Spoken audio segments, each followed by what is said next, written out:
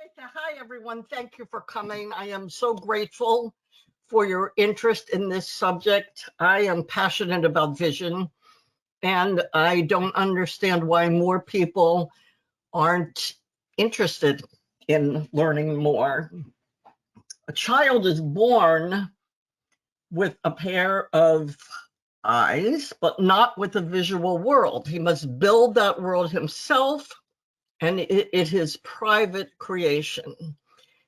What that says to me is that, yes, we're born with a pair of eyes, and we see when we're born, and what we see changes as we get older, but building that visual world is something each child and person does by what he sees and what he does and how he moves.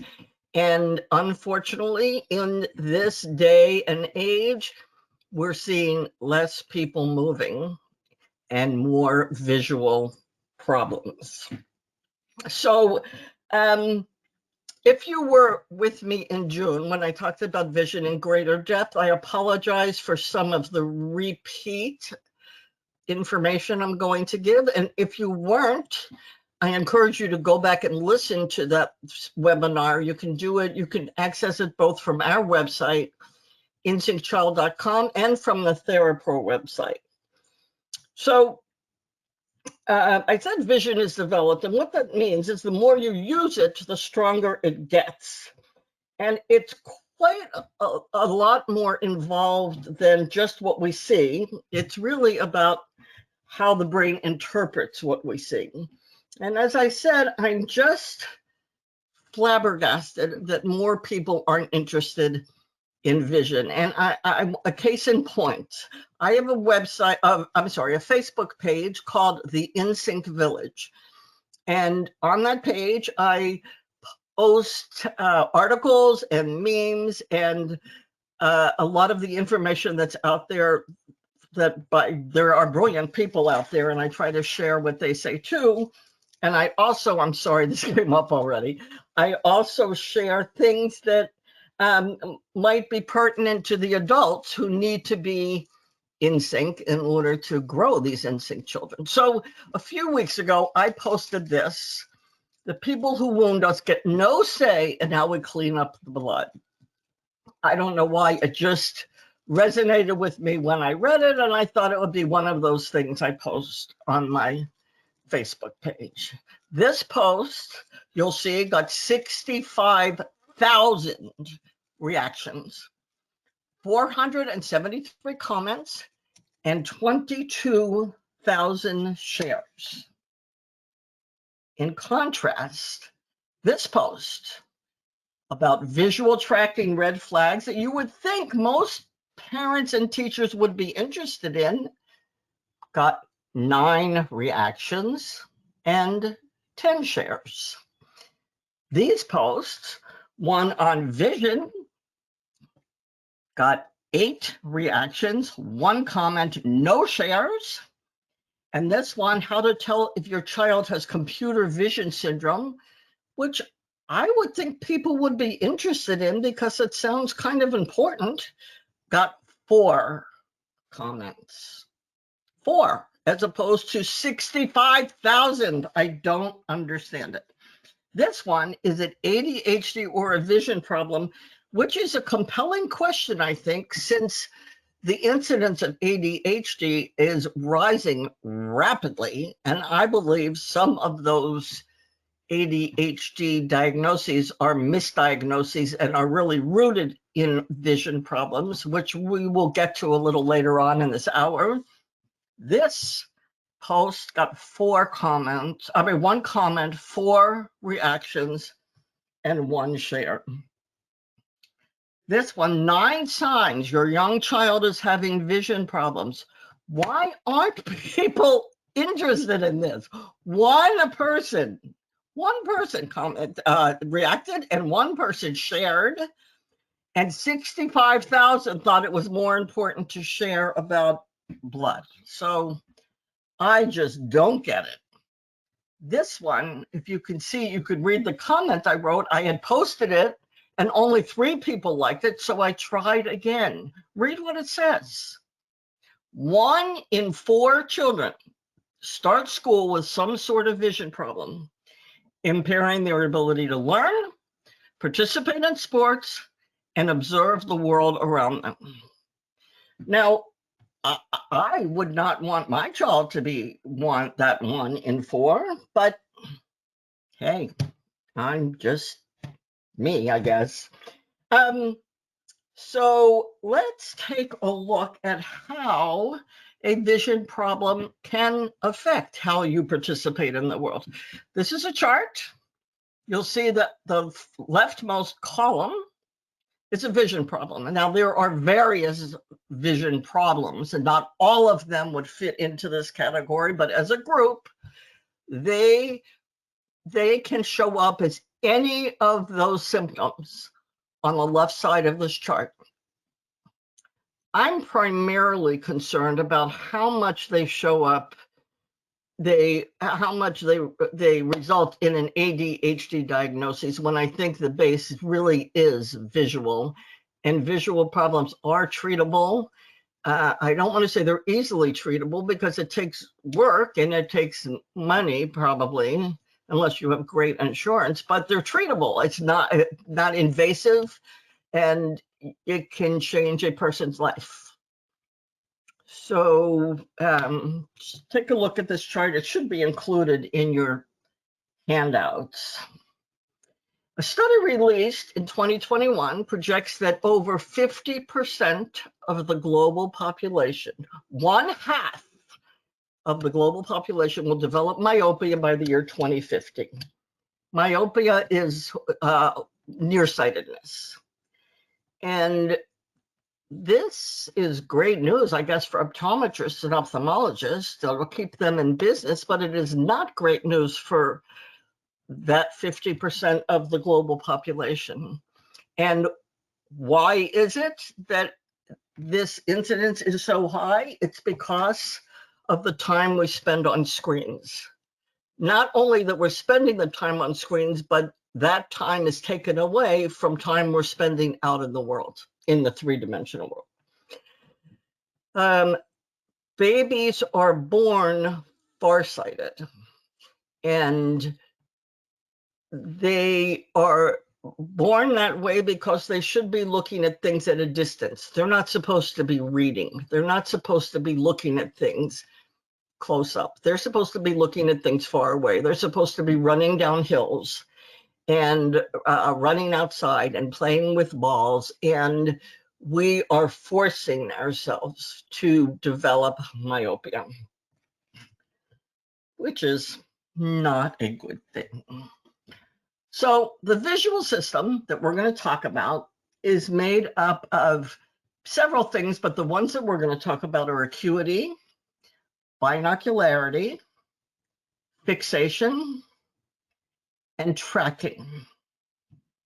So if any of these are out of whack or not working to the best of their ability, there will be issues. Acuity is probably the one most people are familiar with, and acuity is usually corrected with glasses. So if you're farsighted or nearsighted, you go to the doctor and you get glasses and you wear lenses. But some of these other things are developed as the young child moves through space. And these are necessary to do well in the world. Early visual skills emerge from strong tactile, vestibular, and proprioceptive sensory systems. And they continue to develop simultaneously with perceptual motor skills as long as the child continues to move. But when a child is sitting and playing on a screen, he's not giving his visual system, he's not giving his brain the opportunity to develop what it needs to develop in order to work well.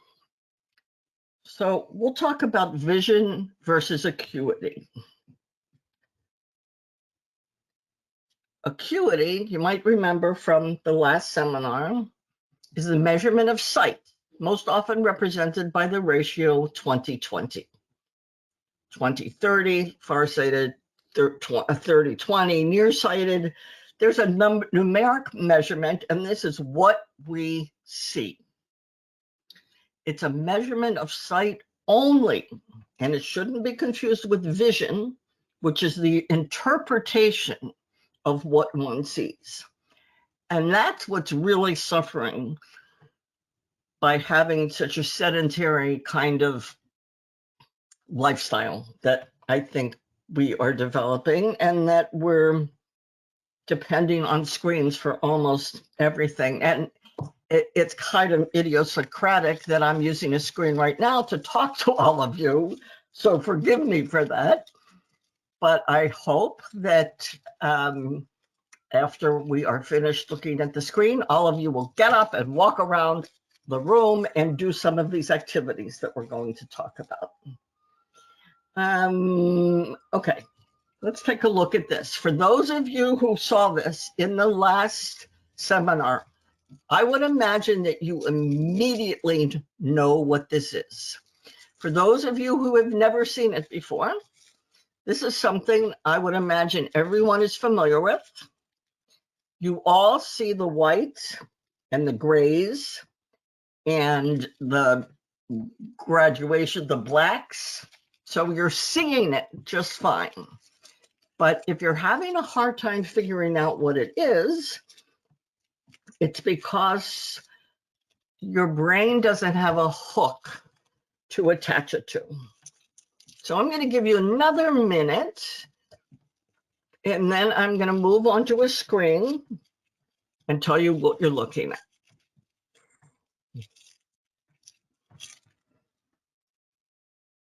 So that is a picture of a cow. It's called the Renshaw cow. And you can see the yellow outline. You can see at the bottom of the photograph is the cow's nose, the two black ears, and this cow is looking directly at you. And now that you see this, and I'm going to leave it here for another minute or two so that you can get it, your brain now has a hook to attach this to. Every time you see this picture, you will immediately figure out what it is, because your visual processing, your vision is working, not just your sight. Your brain is using acuity to see it, tracking a little bit, and other visual skills to process what you're seeing. Okay. The brain is an amazing organ. It wants us to understand what we see. But it needs a hook or something it's familiar with in order to make sense of what we're seeing. When it doesn't have a hook, it will take a shortcut. And I want you to think about children and adults. We're talking about children because most of us are working with children, and these activities we're going to talk about are designed for children, but adults also can have visual issues, and it doesn't matter how old you are. They are fixable, treatable. I'm not sure of what word actually to use, but they can be fixed. You can change it. You can train your brain to make sense, you can train your eyes and your brain to work together to get really efficient information. It's never too late. It's never too late to do that. So, how does one develop a hook? Every time you use your eyes, you gather information. And the more times you see something, the stronger that hook becomes. If you sit in front of a screen and only move your thumbs, you are not developing very many hooks. And what happens to those people, well, those young children who do that, when they go out into the three-dimensional world, their visual system doesn't always process things accurately. So I imagine most of you are aware that the incidence of autism spectrum disorder, we can call it, has risen significantly since the advent of screens. ADHD diagnoses have risen significantly since the advent of screens. And I don't want to say that screens cause either of those things, but the time spent on screens takes away from the time that these kids should be moving through space and developing what they need to develop to have a good foundation visually. Now, let's talk about this. Let's say that you're a kid. I'm sorry, I keep pressing the wrong button. I apologize. Let's say that you're a kid or an adult. Well, let's talk about kids. Let's say that you're a kid who is not processing things well. And so every time you see something, it comes into your brain slightly differently. How do you learn to react to that? How do you know what to do? The child gets frustrated, the brain gets frustrated, but that results in the child getting frustrated and starts to get uncomfortable and move around and look like a child with ADHD. Or look like a child who doesn't know how to relate in the world because they're not getting consistent information. Or how about the child that for some reason, whether it's tracking or acuity or a combination of other things, sees a word differently every time he looks at it. And I know we get frustrated with those kids and say, you knew this word yesterday. How can you not know it today? How can you not remember it? My suggestion is that perhaps it's coming into the brain differently. Maybe the fixation skills aren't there and the child can't hold his eyes still long enough to see it.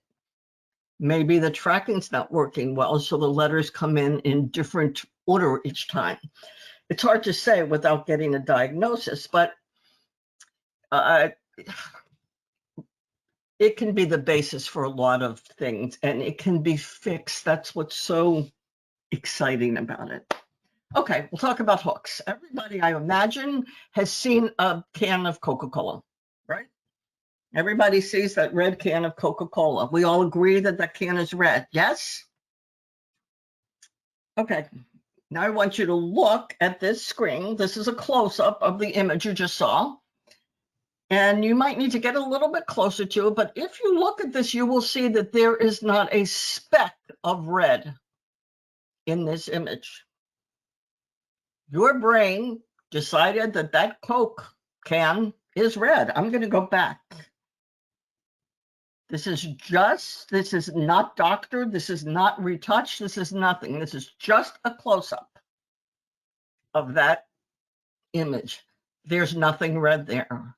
The red came from your brain, from the hook in your brain that said, when we see a can of Coca-Cola, it is red. Here's another one. And those of you who were with me in June or who have seen the other webinar will be familiar with this. This is some stairs. To me, the stairs look like they're going up. I'd like you to just keep looking at the stairs. You don't have to get close to it. Just keep looking at it. In a few more seconds, they're going to change direction without you doing anything. Sometimes it takes 10 seconds. Sometimes it takes 15. It hasn't changed for me yet, so I'm just going to keep looking and waiting until it does. Well, it just switched for me. So what happens is the brain sees stairs that are going up, and it's waiting for the eyes and the brain to see what's next, to go through a door, to be on another landing. But there's nothing there. So the brain says, okay, maybe I did this wrong. Maybe this is supposed to be upside down. So let's try that. And it will switch back the other way. The brain is just fascinating. And the more we can get our visual systems to give the brain good information to work with, the easier everything in life becomes. It really does. So looking at these steps and thinking about how they switch, think about a child who his whole day is like this. He looks at things and they're going one way and then they switch to go another way. And he just doesn't know how to react to it, how to relate to it. And what's sad is when that's misdiagnosed, when, as I keep saying over and over again, it is treatable, it's fixable. Okay, here's the last thing. I'm going to leave this up here and you can read it. I think probably most of you can read it. I'll give you a minute and then I'll read it out loud.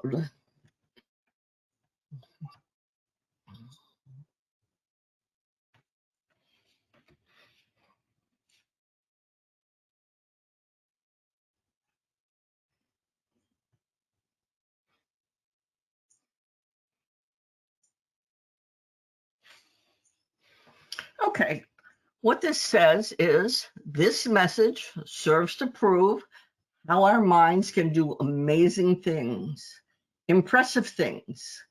In the beginning, it was hard, but your mind is reading it automatically without even thinking about it. Be proud. Only certain people can read this. Forget the please forward if you can read this. It was, I guess it was on a screen. I apologize. Anyway, your brain, all of you in this audience now, I imagine, are pretty good readers. And so your brain is making sense of this. When there's not one true, well, only, I guess, well, there's a few words there that are really the words, but not many of them. Most of them were put together by the brain. So this is mostly, looking at this is mostly acuity and tracking to be able to read this. If you as an adult have trouble with either of those two things, you are not going to be able to do this. Okay, we're going to talk next about binocularity. Binocularity is the ability to use both eyes together. And it's the result of signals sent from the eyes to the brain. Usually, the brain receives signals from both eyes at the same time, and the information contained in the signal from each eye is slightly different, but with well-functioning binocular vision, the brain is able to kind of merge these two images to judge distances. Binocularity is something that is being challenged, I guess, by the use of screens at a very young age, because children aren't doing anything that requires depth. They're in a two-dimensional world. That's what they're used to working in, when the world that they live in is three-dimensional. So binocularity is really important. We need it for depth perception. We need it for playing hopscotch. We need it for stepping onto an escalator. We need it for judging distances, and we need it for catching a ball. Any bilateral activity that you do with a child is going to enhance binocularity. So holding a child with both hands rather than one hand. If you're helping a child down from a height, offer both hands instead of just one, and you're encouraging binocularity. Good posture is actually crucial for binocularity. So if you ever see a child who has a head tilt or likes to write with his or her head on the floor or on the desk, or if someone has strabismus, which means a turned eye that goes in or out, those children do not have binocularity. It's impossible for the two eyes to work together in those positions. Okay, we're going to move on to visual fixation. It's focusing on one. I'm going to move this out of the way. I'm sorry, one target for a period of time. So maintaining visual contact with a target is really important. It's probably the most basic ocular motor skill, and it is crucial for tracking because you need to be able to keep looking at that, keep looking at whatever it is you're tracking. So we need, we need fixation for making and maintaining eye contact, taking in consistent visual information, completing art projects, reading. Think about the kids that have trouble making and maintaining eye contact.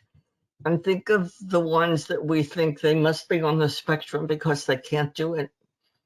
Perhaps it's simply that they need to work on their fixation. Visual tracking. I love visual tracking. It's the ability to watch a moving target with the eyes as it moves horizontally, vertically, and in a circle without any head movement. And you can test your kids. You just ask them to watch something that you move, maybe upside down pen or the eraser on a pencil, and just move it slowly from left so that they perceive it from left to right. And watch if they can maintain contact with it. Sometimes you will see the eyes flicker at the midline. That's a problem. Those kids are prone to letter reversals. Sometimes you will see, if you ask a child to cover one of his eyes with one hand on the same side as the eye, by the way, and then track with one eye at a time, you might see that one eye is much better than the other. That's a problem. Some children have a very easy time tracking with one eye individually, but can't do it with both eyes alone, or with both eyes alone and can't do it individually. Any of those are a problem. We need visual tracking for crossing the street, catching a ball, playing sports, and reading. So how do we develop and enhance these skills? Limit screens. I understand that screens are a permanent part of our world now, and that screens can be extraordinarily helpful for many things, including delivering webinars like this. But they just can't be a replacement for moving through space. It just doesn't work. So remember that prediction about myopia, about half of the world population will have myopia by 2050. Limit screens. Use screens only for a particular game, a particular story, a particular whatever, but don't use it as a replacement for moving, please. Go outside. Being in a big open space encourages looking at a distance. It's really the best way to learn about depth perception, or the best way, I should say, to develop depth perception, is moving through space. This is a big one. Use visual targets. You can find a visual target anywhere, indoors, outdoors. Make some up. When you're walking to the car, say to the child, look at the car and ask a question about the car, so that while she's moving through space, she's looking at the car. Or stand in front of your child and ask him to walk to you. Or say, look at that tree. Can you jump to that tree? Anytime you ask the child to use a visual target, he is using his eyes. And we're finding that many of these screen children aren't aware that they even have visual systems. They don't even realize that they can use their eyes to get places. So use visual targets as often as you can. Live in a three-dimensional world. When children's first experiences with whatever, let's say a bowling ball, is on a screen, They will have no idea of how to pick up a bowling ball in real life. You can't, we adults who have grown up in a three-dimensional world can understand a two-dimensional world because our brains can make sense of it. But going from a two-dimensional world to a three-dimensional world is much, much more difficult. Okay. Simply moving through space is a visual activity.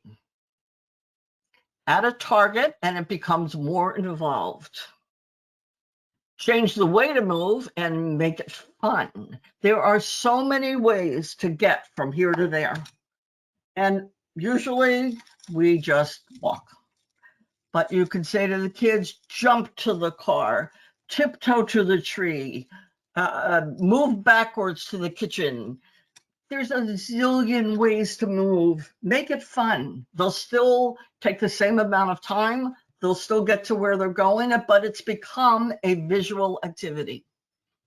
You don't have to add anything to it. You don't need equipment. You don't need to do anything.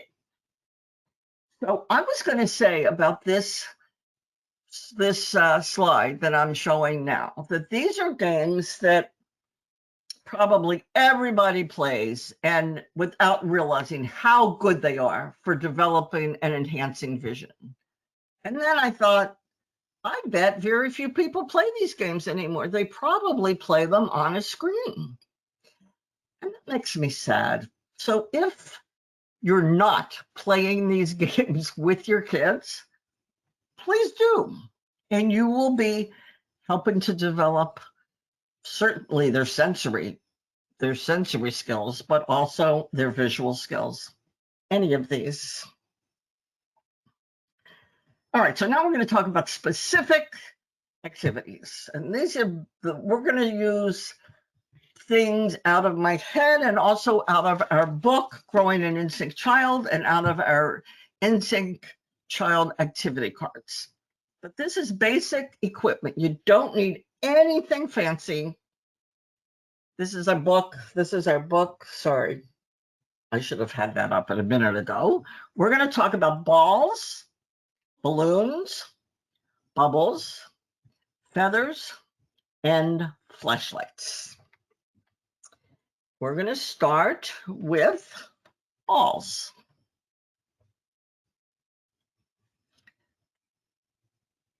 I hope people still play with their little kids, sitting across from them on the floor, rolling the ball to them and having the baby roll it back to you.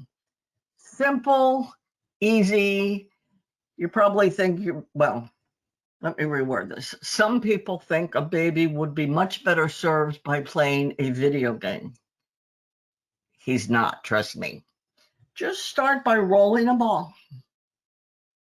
Then you can gently, still while seated, bounce the ball to the child. All of these things work on tracking because the child has to watch the ball, but they also work on binocularity because there's a depth element to it. Bounce the ball to the child while the child is standing. That's much easier than tossing. It's much easier for the child to catch it than having you toss it to them. And then gently toss the ball to the child. Any of those are great visual activities that work on tracking, that work on binocularity, that work a little bit on fixation. And I can't even remember what the last one was that we said we were working on. Visual tracking, fixation, binocularity, acuity, of course. So we're seeing the ball, so it's acuity. You do want to use various size balls. So for little kids, probably a big ball is better. As the kids get older and more proficient, you can use smaller balls, use variously textured balls, and vary the space where you play. And the reason I say this, besides just having a little bit of variety, is that we want to be aware of not developing splinter skills. A splinter skill is something that A child masters out of practice and not because he or she has developed the particular skill needed to be successful with that activity. So if you practice with Johnny every day in the hall, throwing a red ball to him, he will eventually be able to catch that red ball in the hall. But if you took him outside and threw a blue ball at him, he might not be able to catch it, because catching that red ball in that space was a splinter skill. And if you want to know more about splinter skills, we go into that in our book, Growing an Instinct Child. So I encourage you to check that out. Stop It Cup is from our cards, I believe, and it is considered an intermediate activity.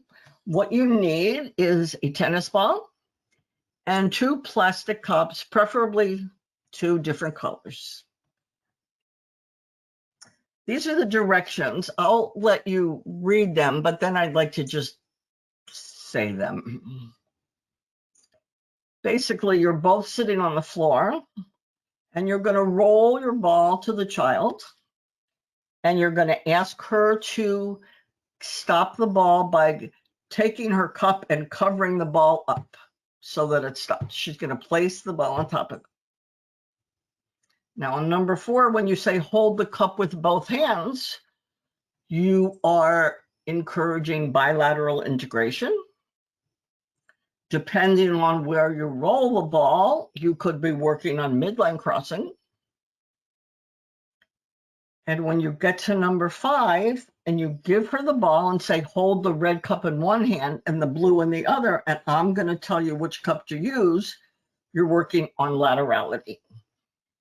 So you're working on sensory and perceptual motor skills, as well as tracking, binocularity, fixation, and acuity. And I'm going to stop mentioning acuity because acuity is kind of a given. As long as you see it, it's acuity. Okay, this next activity is very similar. It's also from our cards, and it's also considered an intermediate level activity. You need that same tennis ball. You ask your child to sit on the floor. You're sitting on the floor, and you roll the ball, and instead of using the cup, you say, stop the ball using your elbow. Stop the ball using your chin. Stop the ball using your foot. So what are you working on? You're working on body awareness. You're working on motor planning. You're working on tracking. You're working on binocularity. You're working on fixation.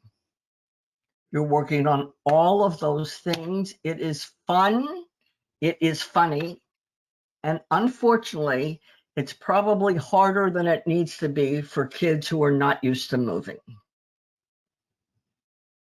You can make this more challenging by changing the way you roll the ball.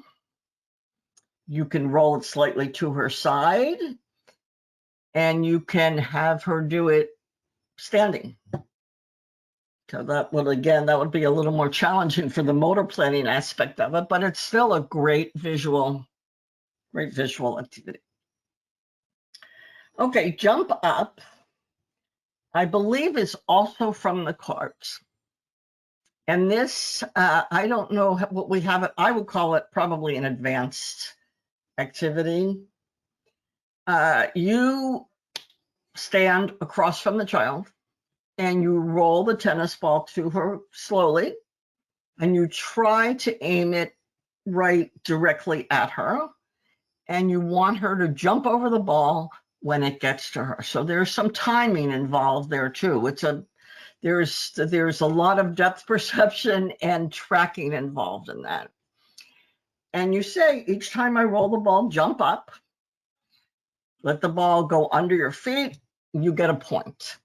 When I used to play this in my therapy office, I would play against the child, and I would get a point if the ball hit the child's feet, or if I made it more challenging and rolled the ball to the side and the child jumped anyway. So you want the child to be able to judge when the ball is going to get to them. And then, of course, motor plan to be able to jump at that right time. Terrific, terrific activity for tracking. Okay, let's go on to balloons.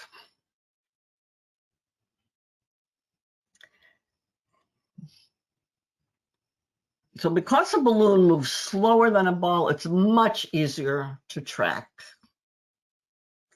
Almost anything you can do with the ball, you can do with the balloon. And when I wrote this, I forgot the word almost, and I said anything you can do with the ball. And then I realized a balloon doesn't bounce. So we're going to leave that almost in there. So the first thing you can do is try lying on your back and keeping the balloon in the air. Now, if the child's the one doing this, you should probably encourage the child to tap the ball very gently so it doesn't fly away. One of the reasons that we have the children lying on their backs rather than standing up is because tracking is easiest when you're lying flat on your back, because you don't have to work, your vestibular system is not involved. It's just the visual system tracking. So that's the easiest activity to do. Just keep the balloon in the air. Let the child get used to the balloon. Then bounce the balloon in the air and ask your child to keep it up using his hand or his elbow or his knee or his foot. So we're working here on motor planning, on body awareness, on tracking, depth perception, I guess, even though it's a vertical depth perception. And most kids think this is great fun. I would encourage you probably to do this indoors unless it's not a very windy day. And of course, I should have said this earlier, balloons are only appropriate when you know the child you're working with and know that they won't be frightened if it pops and that they won't swallow it when it does pop. So there is a safety factor to this, and I trust that you will know the children that you're working with. You can play catch with a balloon. It's going to be very different than playing catch with a ball because balloons move very differently.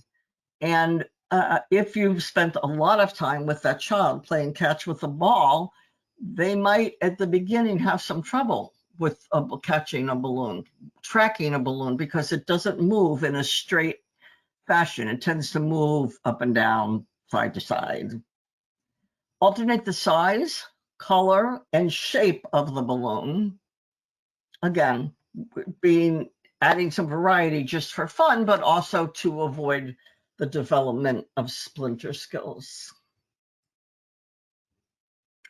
Have the adult lightly tap the balloon in the air. Give the child a water pistol and ask him to squirt the balloon with the water gun. I would do that outside, I think.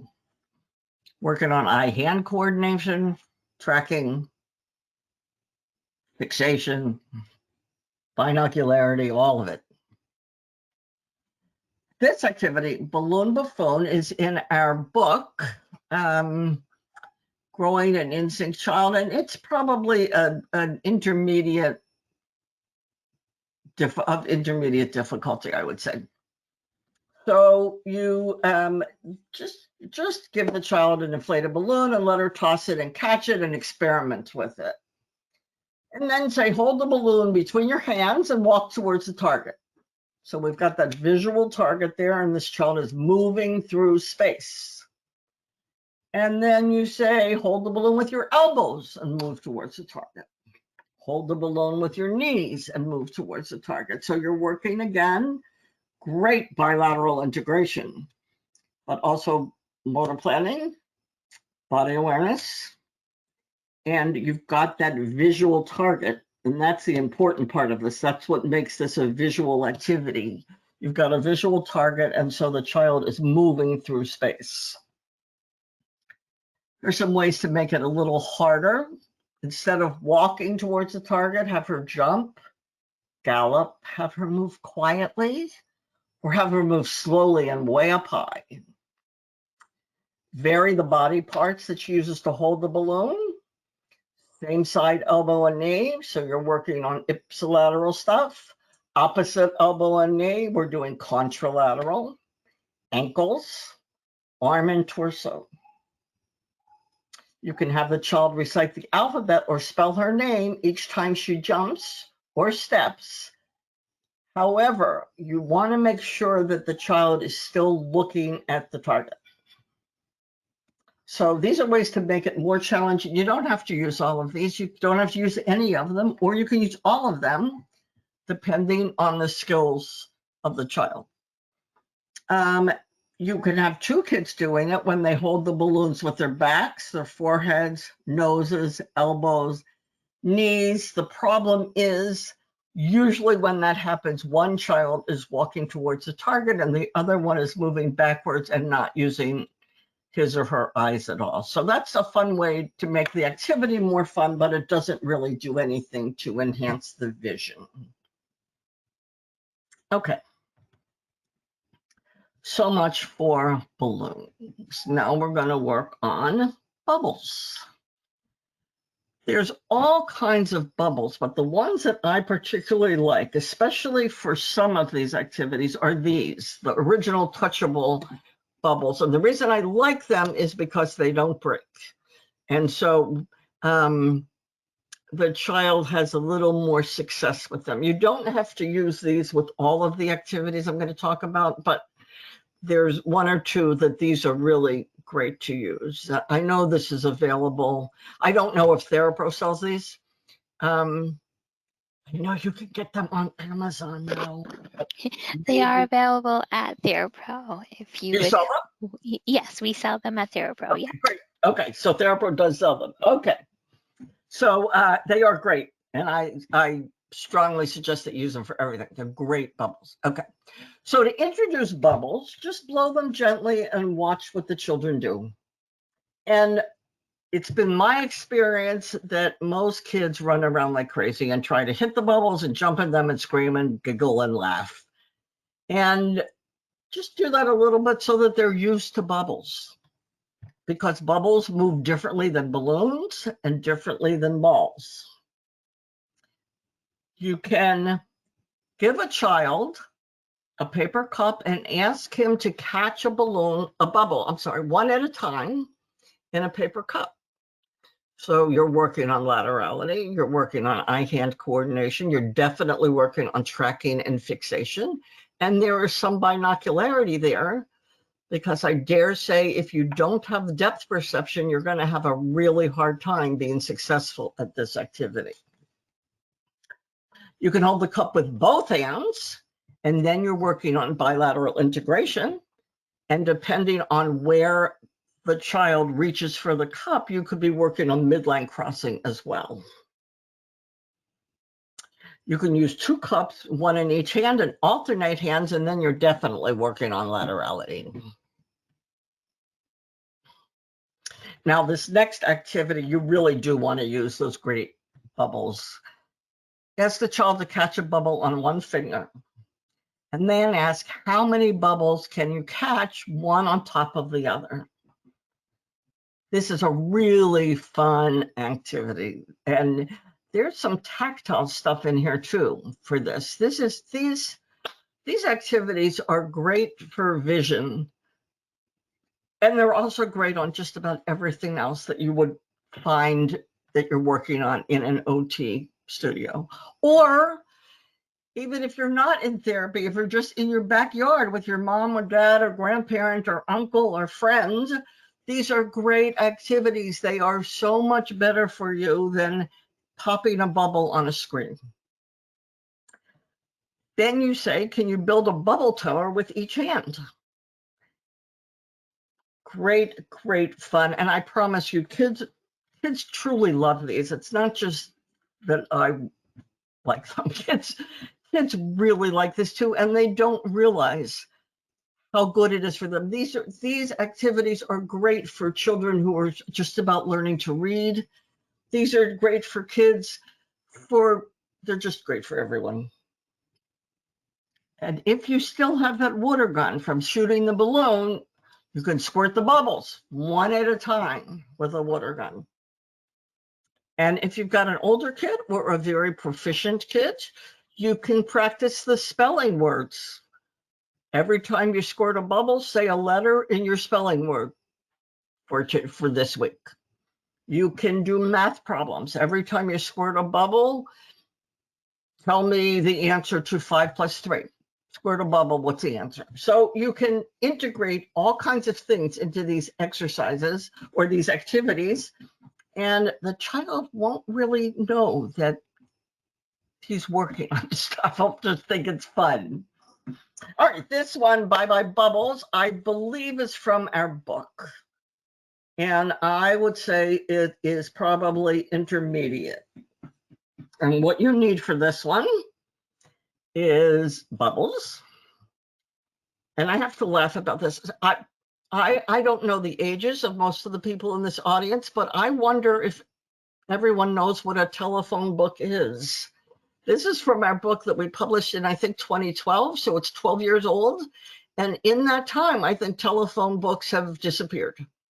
But a telephone book was something that was about 3 inches high, and we used it for the child to stand on it to add a little bit of balance to the activity, but also to keep the child in one position, especially when we're working on the midline crossing stuff. So paper towel tube, and optional is toothpicks. So if you want to use something instead of the telephone book, adding a little bit of height, even if it's just an inch or two, is going to activate the vestibular system. But you could just use a piece of construction paper and have them stand on it so that they stay kind of in one place. So you ask the child to stand there, and you give her the paper towel tube, and you say to her, well, before you give her the paper towel tube, I'm sorry, you say to her, clap a bubble between your hands, just one at a time. So here you're working on bilateral integration, tracking, fixation, binocularity. Squeeze one bubble at a time with one hand. Tap one bubble at a time, first with your right hand and then with your left hand, so you've got the laterality going there. And then you give her a paper towel tube, and you ask her to hold it vertically and catch the bubble on top of the paper towel tube. This is when those Therapro bubbles will be really good to use. And you're encouraging her to hold it with both hands, and then you're getting midline crossing in there. Some kids with midline crossing issues probably won't hold it with both hands, so encourage that. You can make it more challenging by giving her toothpicks and having her pop the bubbles with a toothpick. She can do it with one hand at a time for that laterality aspect, or she can do it with both hands towards the middle, and then she's working on bilateral integration. And then you can ask her to stand on one foot. All right, now we're going to do a little brain break. And I'm going to ask you, which of these 2 orange dots is bigger? Just look at it, take your time, look at it. Tell me what your brain tells you. And then I will tell you that both of these orange dots are exactly the same size. And your brain is processing the one on the left against the bigger gray dots and the one on the right against the smaller gray dots. My brain told me that the orange dot on the right side of the screen is bigger, but I know that that's not true. They're both the same size. Okay. Now we're going to go into feathers. You can buy feathers anywhere, probably at a craft store would be the best place to find them. You can get a bag of feathers. And feathers, again, move slowly, more slowly than a ball.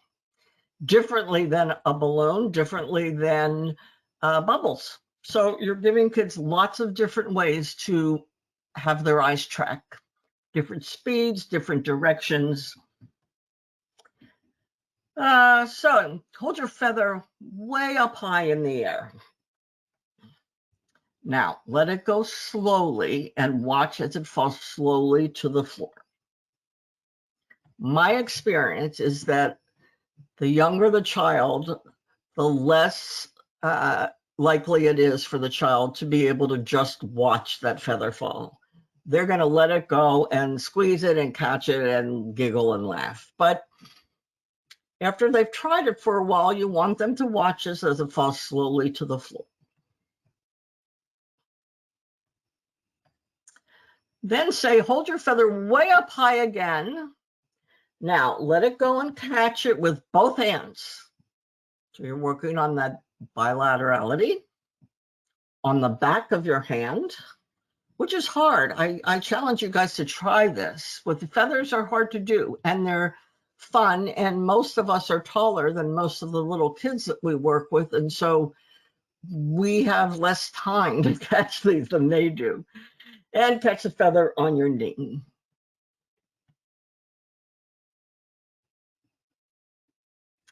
Okay, so while the child is standing, oh, I have a difference. I'm sorry, I have the word the in there and it shouldn't be there, and I apologize. I will remove it next time.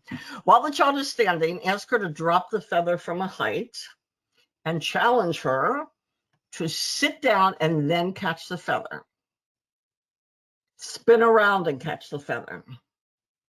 Clap her hands and catch the feather. Now, what's really cool about this exercise is she's moving her eyes. She's not tracking this feather the whole time. When she sits down, her eyes are going to break contact with that feather, and then they're going to go back. So I don't know if classrooms still have chalkboards that kids have to look at and then look back down at their desk for their work papers, because it's a different world than the one I grew up in the last millennium. But if that is the case, then that's what you're working on here. You're getting the child to be able to shift her focus very quickly from far to near and near to far, which she will need to be able to copy from the chalkboard or the whiteboard or whatever it's called. Okay, let's play with your brain again.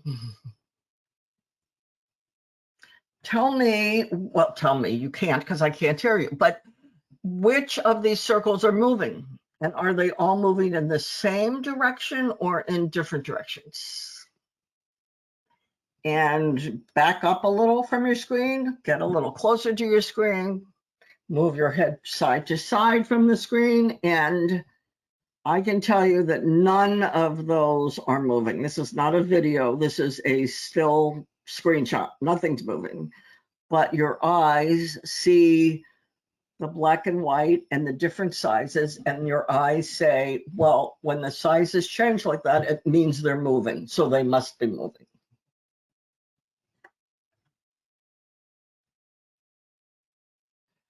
All right, let's move on to flashlights.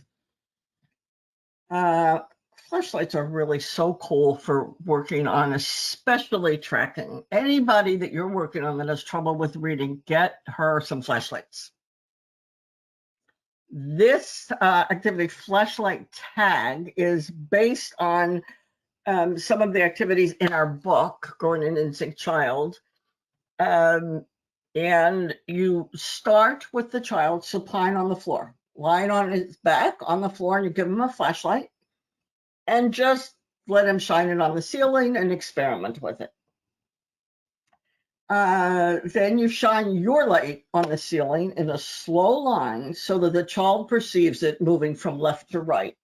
And the reason that is because we read left to right, and so we want to train our eyes to move left to right. In a classroom, you probably teach your children to write their names on the left side of the page.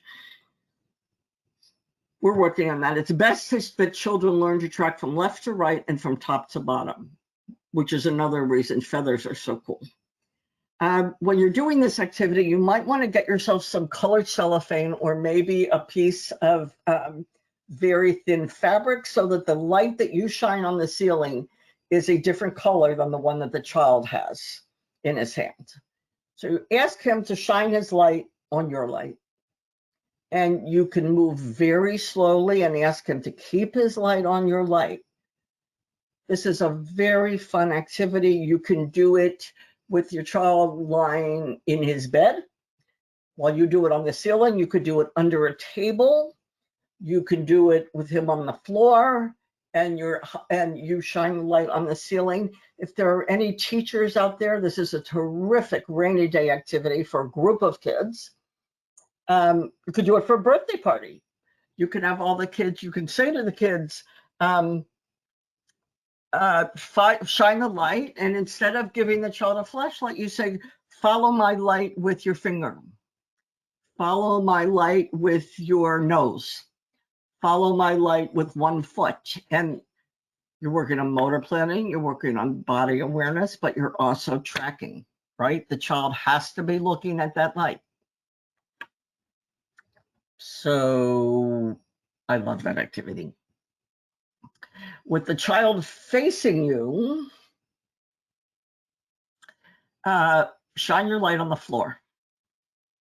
Ask the child to jump onto the light with both feet.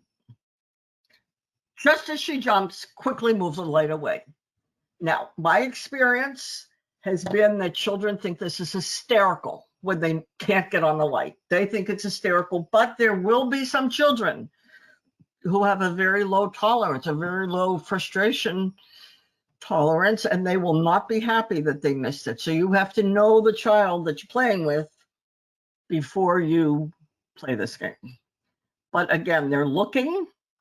This is more kind of fixation probably because they're looking at where it is, and they have to look all over to find the light as you shine at different places on the floor.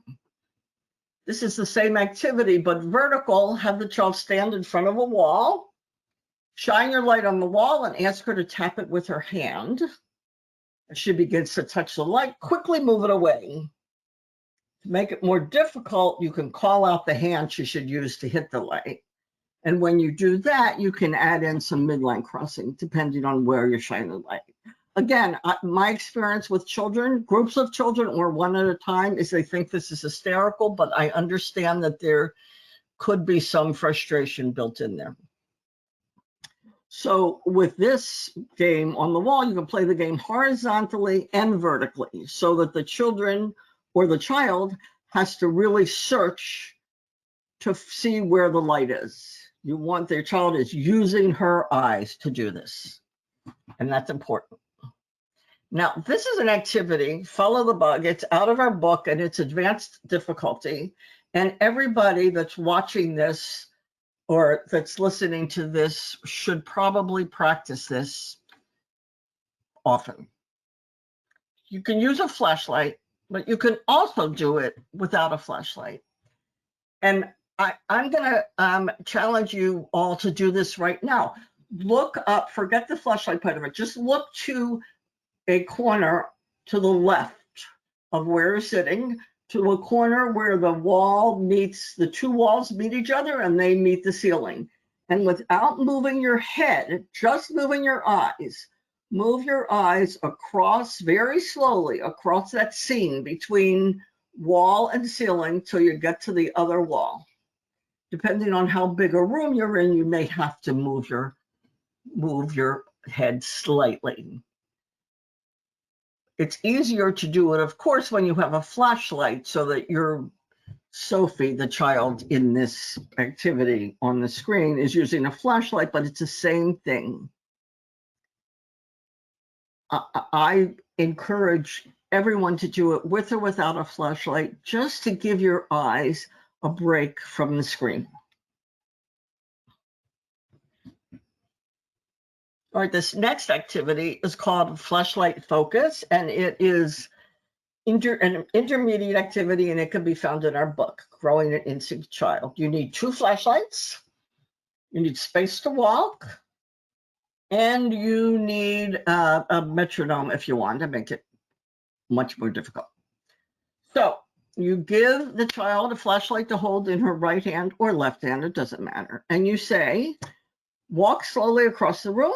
Every time your opposite foot goes forward, shine the light on it. And then she switches hands and she does it with the opposite foot. So she's being cross-lateral, she's crossing the midline. And then she has 2 flashlights, and every time she takes a step, she shines the light in her opposite hand on the foot. Now, we really don't want children to be looking down a lot. We really want to encourage children to be looking ahead of themselves and out in the world, and we want to expand their field of vision and what they see. This is an exception. This is a great activity for midline crossing and for laterality. And if you want to make it a little bit harder, well, depending on who the child is, it could be a lot harder. You add a metronome and you ask the child to step only when she hears the beat of the metronome. Okay, another brain break. Play with your brain again. What do you see? See that caterpillar there? Okay, it's not a caterpillar. 4, 5, 6, 7, 8, 9. It's 9 little green and yellow birds all together on a branch. But your brain, the first thing your eyes saw was the green, furry, feathery looking stuff in the middle, and that's what went to your brain first, and your brain said, this looks like a caterpillar. Isn't vision fun? I hope you're having a good time. I love vision.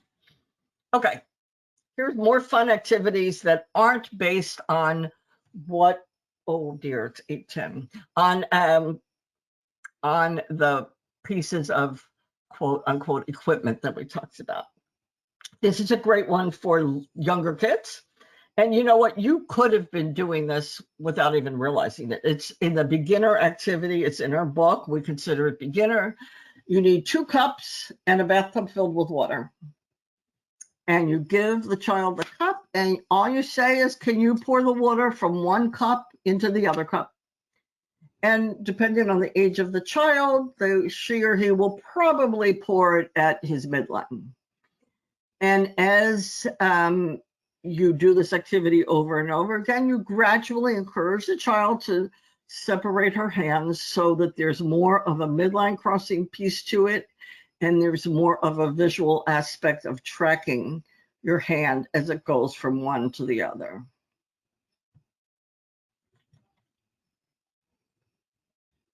All right. Penny pass is considered intermediate. That's also from our book. You need a penny or another coin. And this is a little less fun than the other ones, but it's really good for tracking. You're facing the child, and you pass the penny from your right hand to your left hand. So you're crossing the midline, and he's not to move his head, just his eyes. And then you take your left hand across to Tom's left hand, which will be opposite of you. So you're crossing your midline, and his eyes are crossing the midline, which is very important. We haven't even discussed that yet. And now you make that step. So from one hand across the midline to the other, then across the midline to the opposite hand of the person you're playing with. And then that person places it from that hand to his other hand and across the midline to you. Pipe cleaner poke is about the only one, well, one of the only ones that needs some setup. This is from our book. It's considered intermediate. You twist the pipe cleaner. Let me go back. You twist a pipe cleaner so you make kind of a, I don't even know what you would call it. You make a shape that's something you can hold on to with a big circle. And you give the child a pipe cleaner, and you just say to her, can you put your pipe cleaner through my circle without touching the side? and you can hold the pipe cleaner in different, you can hold it vertically, horizontally, high, low, and the child has to shift where she comes from and in which direction she goes to get it in. So this is certainly binocularity because there's a lot of depth perception involved here. And if a child is having trouble with that, I would do some other things that involve binocularity to see if there's an issue there. You can involve the midline in it. You can have the child hold the pipe cleaner and you put yours through it. In any event, the child is tracking and fixating for sure. Okay, how many steps is a game? It's advanced, it's from the book, and I play this with myself sometimes. Basically, what you do is you find a target.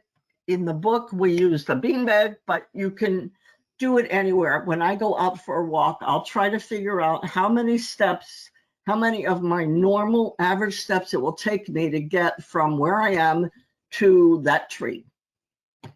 And sometimes I'm right, and sometimes I'm wrong. I think slightly more times I'm right than wrong, but it is a great activity for kids.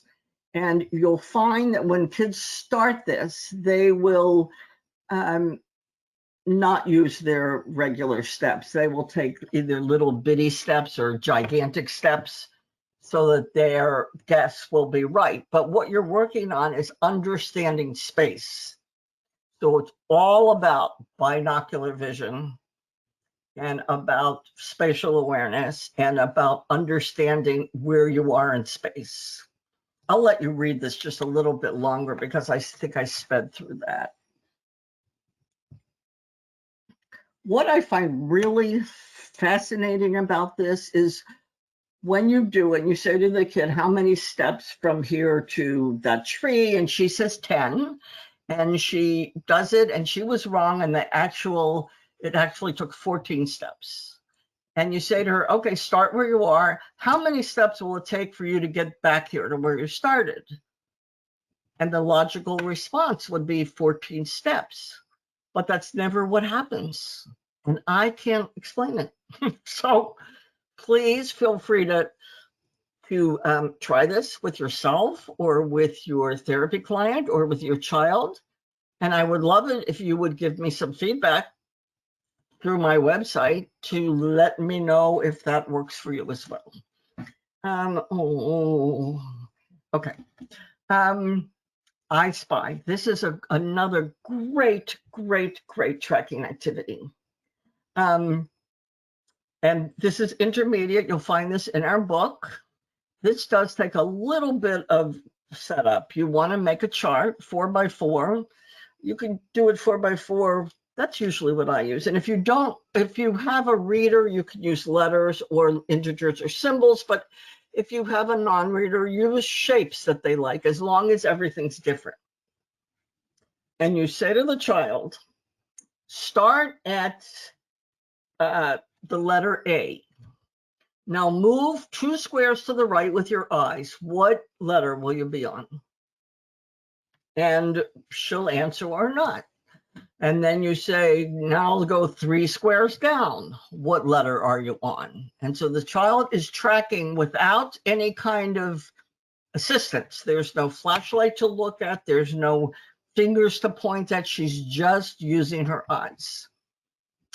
And this is kind of hard activity, but it is great for tracking and for fixation. Really great. You can find it in, oh dear. Okay, so there is some more stuff here. I don't know if people would rather have questions or would like me to continue with a few more activities. I don't.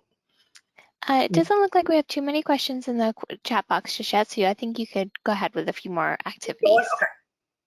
Okay, so this activity is called Size-Wise. It's from our cards and it's considered advanced. And I would like to challenge all of you to try this right now. What you need to do is find a piece of string or a piece of yarn, or take a piece of notebook paper and fold it up lengthwise so that it's like an inch wide by 11 inches straight. And I'll give you a minute to do that.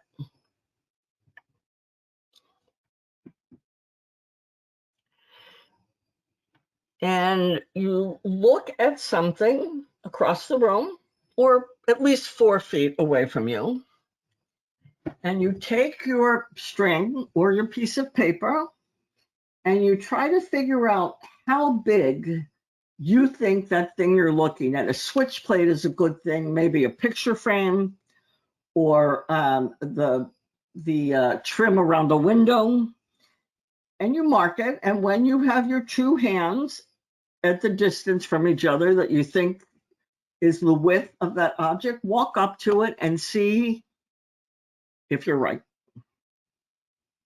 Some people will be consistently, they will guess too narrow, and some people will be consistently too big, and some people will be just right. So this is a harder activity. Children that like to challenge themselves like this activity a lot. And this is working with certainly binocularity, acuity, fixation, certainly, and a little bit of tracking. So I don't know if you've tried it. I don't know if you've been successful, but it is something I encourage you to use with your kids. All right, so now I would like to review some of the symptoms you'll see of visual dysfunction. You can see frequent tearing, red eyes or lids, crust on eyelids.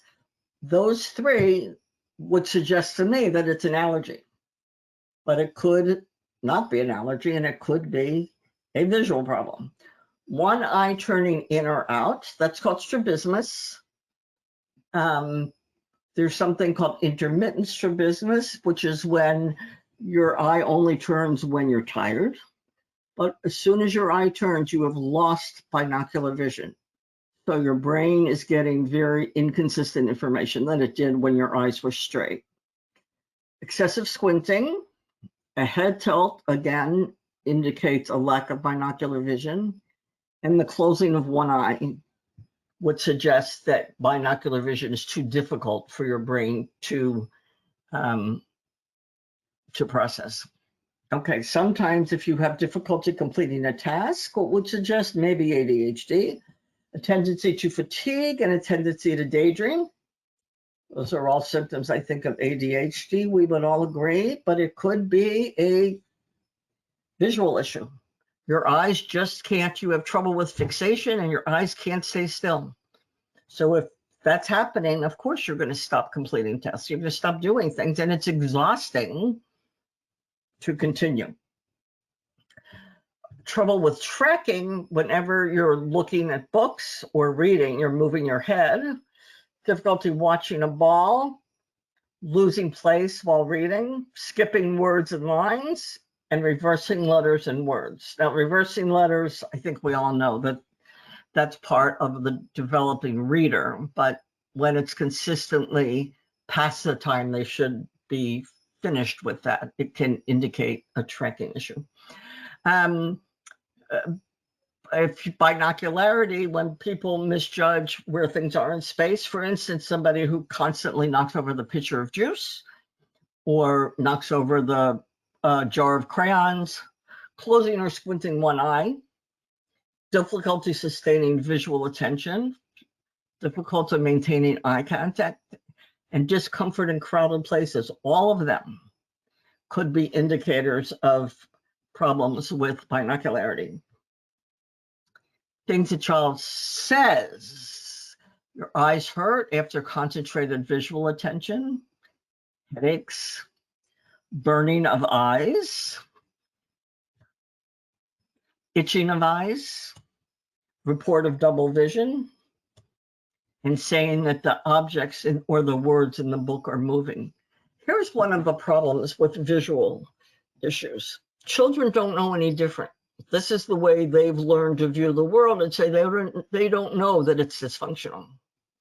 And so it's our responsibility to look at some of these behaviors to help get a clue.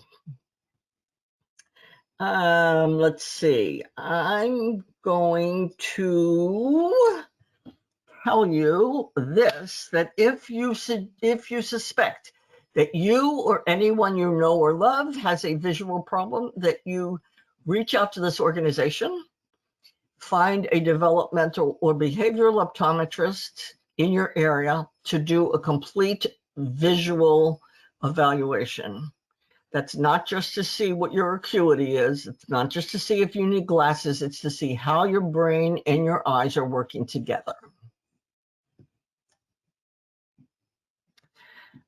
This is a helpful tip from the last seminar, and I think most of us are guilty of this. We don't pay a lot of attention to our own vision. So when we're either handing something to someone or receiving something from someone, we don't look. We just assume the other person is going to either put the object in our hand or take the object from us. So when you're handing anyone, your child or your spouse or your roommate or anyone, something, make sure that person looks at what he's taking. So move it a little bit. Don't just leave it there. Move it so that they have to actually look at it. And the same when you're taking it from someone. Move your hand so that if they put it in your hand, they're not just reaching out and putting it in your hand without looking. They're actually looking. And finally, for any teachers out there, oh dear, why isn't that working? Helpful classroom tips. Please, when you're putting letters on a bulletin board, please only put them up horizontally. Beginning readers need to be trained to move their eyes from left to right, but it gets very confusing. It might look cute to have the letters going diagonally or vertically, but for our children, it's really important that those letters are only horizontal. Beware of visual clutter. Sometimes we think the more things there are in the classroom, the more exciting it is, but these children are developing their visual skills as they function in your classroom. So please be aware of it.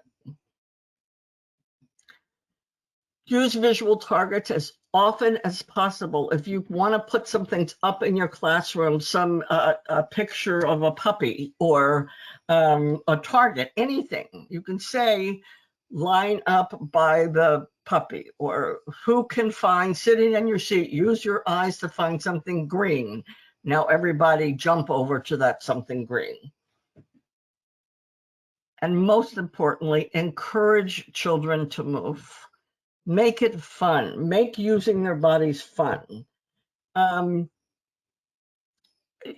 as I said before, you don't only need to walk. And by the same token, you don't only need to use your finger to point. So you can say, point to the person wearing a blue shirt using your elbow. Point to the person in the green dress using your chin. So they're using their eyes, they're fixating, they're looking, they're using binocular vision, and they're using their bodies. And vision by itself without a moving body is kind of useless, and a moving body without vision is kind of useless. Well, useless isn't the right word, but not as well functioning as it could be. Finally, I'm going to show you this again, and I imagine that most of you who saw it before see it immediately. It's that old cow looking at you. Finally, these are our publications, the book and the cards. I referred to a lot during this last hour and a half. The Year of Many Moves for the In-Sync Child is a week of 52 weekly schedules of very simple little things. Move on one foot and two hands around your space. Now go the other way. Just getting these kids who are used to sitting still into their bodies. It's so, so, so important. So please keep in touch. Our website is insyncchild.com. You can reach me through there, and I'm happy to answer any questions we didn't have time for tonight. Follow us on Facebook, the InSync Village, and if you do, please like anything I post about vision so I don't feel so sad about it.